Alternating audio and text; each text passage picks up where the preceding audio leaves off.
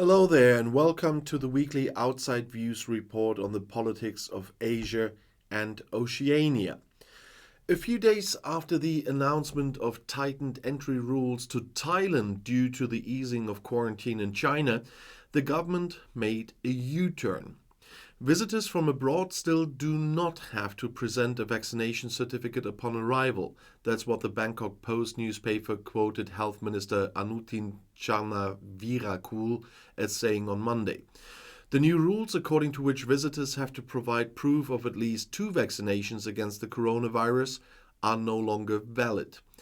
This was preceded by protests from tour operators. They had warned at the weekend that stricter entry rules would deter many holidaymakers and stand in the way of the desired recovery of the Thai tourism industry. In addition, such a sudden rule change is harmful to Thailand's image. That's what the Phuket Tourism Association emphasized. The background to the plans were fears about the opening of China. Thailand is expecting a large wave of travel from the country where the virus is currently spreading massively. Thailand is an extremely popular destination for tourists from China. In December, Beijing announced the end of the quarantine requirements for travelers to the People's Republic. On Sunday, the authorities ended the almost 3-year lockdown. Chinese can now go on holiday abroad again. Plastic pollution on Australia's beaches has decreased by 29% since it was last surveyed in 2013. A new study by the Commonwealth Scientific and Industrial Research Organization shows that. They are called ZERO. The survey included 562 new areas and 32 local governments. The focus was on collecting data on which methods local officials are most successful in combating plastic pollution. The strategies were divided into planned and scientific behavior. Planned behavior includes educational programs and recycling guides. The scientific side, on the other hand, includes strategies such as increased surveillance of illegal dumping. And the result shows the scientific strategies produce the best results. CSIRO researcher and study co-author Denise Hardesty told the Good News Network, for example, household collective services where there are multiple waste and recycling streams make it easier for community members to properly separate and dispose of their waste. Raising litter fees would have the second biggest effect on reducing plastic pollution on shorelines, is what Hardesty said. The goal of the CSIRO is to reduce coastal pollution by 80%. India has explored issues, concerns, and common interests with a number of non-member countries for the September G20 summit under its presidency. Foreign Minister Subrahmanyam Jaishankar said on Friday his country will set the summit's priorities after these talks, as well as consultations with the members of the group of 20 leading developed and emerging economies. The 2-day virtual meeting was attended by leaders, ministers, and officials from about 20 countries, including Bangladesh, Vietnam, Tanzania, Somalia, and Mongolia. Some powers in the world are focusing on their own problems and ignoring the welfare of the international community, Jaishankar said. The G20 has its own problems because of the composition of its members. We want to try to change that. India wants to formulate an agenda that will prioritize a new globalization paradigm that focuses on vulnerable populations and breaks down walls to access opportunities around the world. According to the Indian Ministry of Foreign Affairs, topics of the talks included food and energy security as a result of the Ukraine war, achieving climate protection goals without negative consequences for development, or the need for global health justice in light of the experiences of the COVID-19 pandemic. India took over the presidency of the G20 on December 1st. The group's 18th summit is scheduled for September 9th and 10th in the capital, New Delhi. Iran has executed former British-Iranian leader Ali Reza Akbari on charges of espionage. As the justice portal Mizan announced, Akbari was killed. The Iranian news agency Mizan reported on Saturday. Iran had sentenced him to death in an espionage trial for leaking secrets. Akbari, his wife and brother had always vehemently denied the allegations. Britain threatens Iran with consequences after Akbari's execution. British Prime Minister Rishi Sunak tweeted that he was appalled. This was a callous and cowardly act carried out by a barbaric regime that does not respect the human rights of its own people. And Foreign Minister James Cleverly spoke of a barbaric act that must have consequences. According to the Mizan news agency, Akbari allowed himself to be corrupted for 1.8 million euros and collected $50,000 for leaking secrets. In a recording broadcast by the BBC on Wednesday, Akbari said he had confessed to crimes he had not committed after being severely tortured.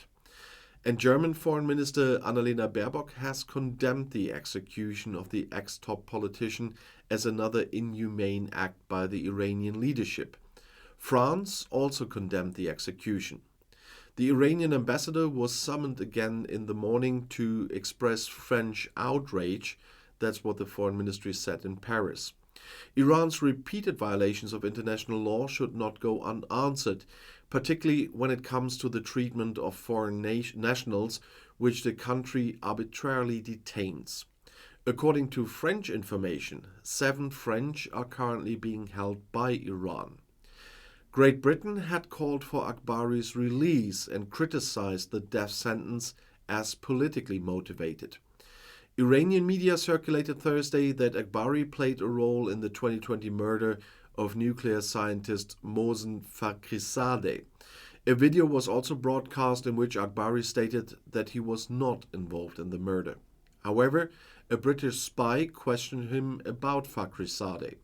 The authenticity of the shipment of the broadcast could not be verified, but according to reports, the case could also point to an internal power struggle in Tehran. As a senior politician in the defense ministry, Akbari had maintained close ties with politicians seeking mediation and reconciliation following the recent wave of protests. That's what the UK-based online media Amva.media reported. There are repeated reports of the arrests and executions of Iranians who are accused of working for foreign secret services, above all for the Israeli Mossad or the US Secret Service CIA. The Iranian data cannot usually be independently verified. Both the arrests and trials are kept secret. In the face of increasing tensions with North Korea, South Korean President Yoon Suk-yeol has raised the possibility of nuclear weapons.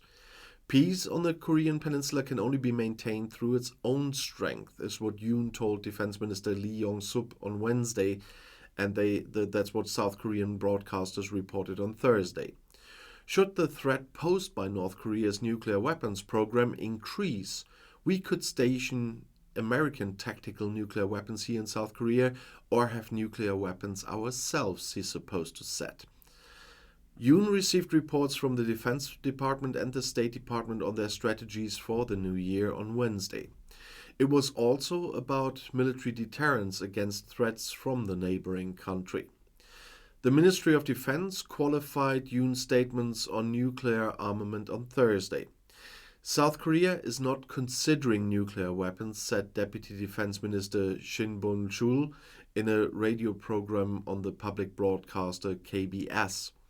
The president did not call for such a step. Rather, he was referring to extended deterrence, Shin said, alluding to U.S. allies' pledges to defend South Korea with a full range of its military capabilities, including nuclear weapons.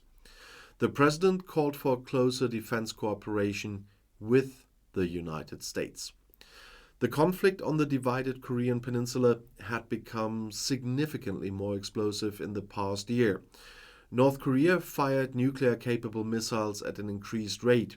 The United States and South Korean armed forces resumed full-scale joint military exercises. The tensions in South Korea also fueled the discussion about its own nuclear armament. South Korea is one of the signatories to the Nuclear Non-Proliferation Treaty, which aims to prevent the proliferation of nuclear weapons and the technologies required to manufacture them. North Korea withdrew from the treaty in 2003. According to model calculations by independent researchers, the massive corona wave in China could reach its first peak this Friday with 3.7 million new infections a day. As reported by the London-based data processor Airfinity, the number of COVID deaths in China is predicted to rise to a peak of 25,000 a day 10 days later. According to estimates, more than 500,000 people in China could have died as a result of COVID-19 since the start of the wave of infections in early December. Airfinity also predicts that the death toll should rise to a total of 1.7 million by the end of April. China no longer publishes current data. According to a very narrow definition, the authorities only count someone as a corona dead who died of pneumonia or respiratory failure after an infection. According to its model calculations, Airfinity predicts another peak in the wave of infections for early March, when 4.2 million people could probably be infected every day. This second wave is likely to affect rural areas more strongly. Before the Chinese New Year on January 22nd, several 100 million Chinese travel to their homeland or to visit relatives. Experts fear that they are carrying the virus from the metropolises now affected to small and medium-sized cities and rural areas where medical care is not so good. A particularly large number of old people live in rural areas, and in China they are usually inadequately vaccinated for fears of side effects. According to state media, 25 million people over the age of 60 are completely unprotected. Of the 240 million Chinese over the age of 60, around 75% are said to have been boosted. In the case of older people over 80, however, it's only around 40%. After 3 years of lockdowns, mass tests and forced quarantine, China abruptly abandoned its zero-COVID strategy at the beginning of December, citing the milder course of the disease. The measures could no longer keep up with the explosive spread of Omicron. In addition, the second largest economy was increasingly suffering from the restrictions. The massive wave of infections that followed caught many hospitals unprepared. And this concludes this week's report on the politics of Asia and Oceania, but there'll be another report, as you know, tomorrow. I'll see you in my next video. I'll be back.